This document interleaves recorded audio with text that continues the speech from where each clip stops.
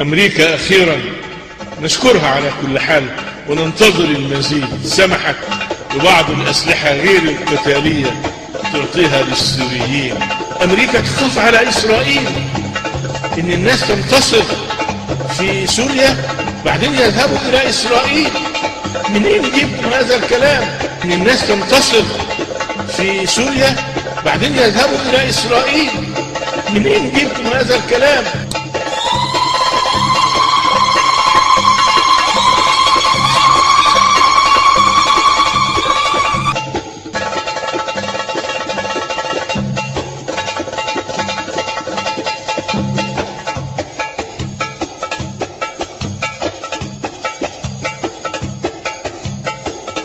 هؤلاء العسكر الذين فعلوا ما فعلوا، والله إسرائيل لم تفعل مثل ما فعل. إسرائيل كانت يعني تسعى إلى إنقاذ بعض المرضى لتأخذهم إلى مستشفياتهم وهؤلاء الناس منعوا الناس أن يدخلوا بالإسعافات. يقولوا لازم خذ معاك أسلحة عشان يقولوا إنه وجدوا الأسلحة. لم يكن معهم لا سلاح ولا سكين ولا حجر ولا أي شيء. كنا نرى أيديهم مرفوعة اليمين والشمال.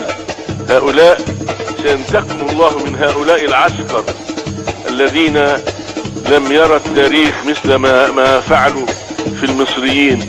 هؤلاء لابد أن نقول لهؤلاء الجنود الذين ضللهم هؤلاء وملأوا أمخاخهم بأفكار سوداء غير حقيقية.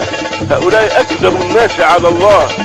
نقول لهؤلاء الجنود إنما قتلتم آباءكم وأمهاتكم وإخوانكم وأخواتكم وأقاربكم الذين لم يرتكبوا ذنبا قط.